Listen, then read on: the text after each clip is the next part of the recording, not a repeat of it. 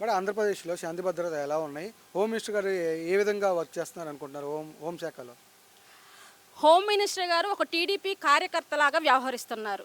ఆమె నిజంగా home minister గారికి ఇదే నా సవాల్.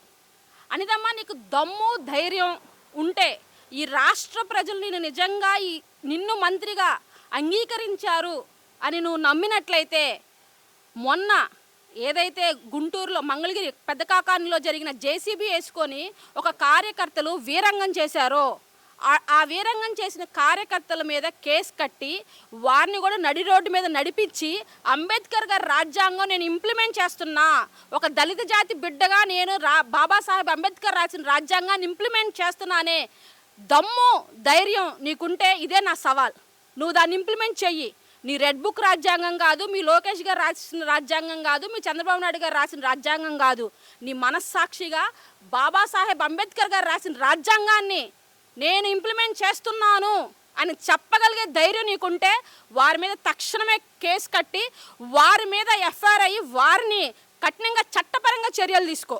అలాగే విజయవాడలో ఒక రౌడీ షీటర్ చనిపోతే 100 మంది రౌడీ షీటర్లు వచ్చి బేభత్సం సృష్టిస్తే వారి మీద కూడా నువ్వు కేసు ఫైల్ చేయలేదు, వారి మీద కూడా ఎటువంటి చర్యలు తీసుకోలేదు. అంటే మీకు అనుకూలంగా ఉంటే మీకు రాజ్యాంగాన్ని వర్తించదు, మీకు వ్యతిరేకంగా ఉంటే కేవలం వైసీపీ కార్యకర్తల మీద వ్యతిరేకంగా వారికి ఉన్నా చేసినా చేయకపోయినా వారిని హింసించడానికే మీరు ఈ రాజ్యాంగానికి తూట్లు పొడుస్తున్నారు చూడండి.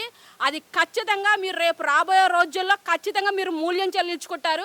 చంద్రబాబు నాయుడు గారు వృద్ధాప్యంలో ఉన్నారు, లోకేష్ బాబు గారు అమెరికానో ఆస్ట్రేలియానో పారిపోటాకో వెళ్ళిపోటాకో ఛాన్స్ ఉంటుంది, కానీ నీకు మాత్రం ఉండదు. ఒక దళిత జాతి బిడ్డగా నువ్వు చేసిన ఈ రాజ్యాంగానికి పొడుస్తున్న ఈ తూటులకి, ఈ తోట తుక్కుగా దాన్ని మరి నాశనం చేస్తున్న విధానానికి ఖచ్చితంగా ఒక రోజు నువ్వు ఆన్సర్ చెప్తావు.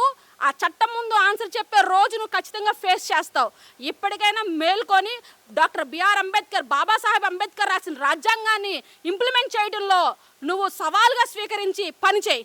అప్పుడు ఈ రాష్ట్ర ప్రజలు ఖచ్చితంగా నీ పనితీరుని హర్షిస్తారు. అలాగే దళిత జాతి బిడ్డలు కూడా నేను మెచ్చుకుంటారు. పబ్లిక్గానే మందు అమ్ముతున్నా కూడా ఎటువంటి స్పందన లేదు. దీన్ని ఎలా చూస్తారు? పబ్లిక్గా మందమ్మినా, పబ్లిక్గా హత్యలు చేసినా, పబ్లిక్గా ఆడవాళ్ళని హింసించినా ఈ కూటమి ప్రభుత్వం ఎవరి మీద చర్యలు తీసుకోదు. వారు తీసుకునే చర్యలల్లా వైఎస్ఆర్సీపీ కాంగ్రెస్ పార్టీ కార్యకర్తల మీదే. అది రాష్ట్ర ప్రజలు గ్రహిస్తున్నారు. వారు ఖచ్చితంగా వారి సమయం వచ్చినప్పుడు ఈ కూటమి ప్రభుత్వానికి ఓటు రూపంలో బుద్ధి చెప్తారు కూడా.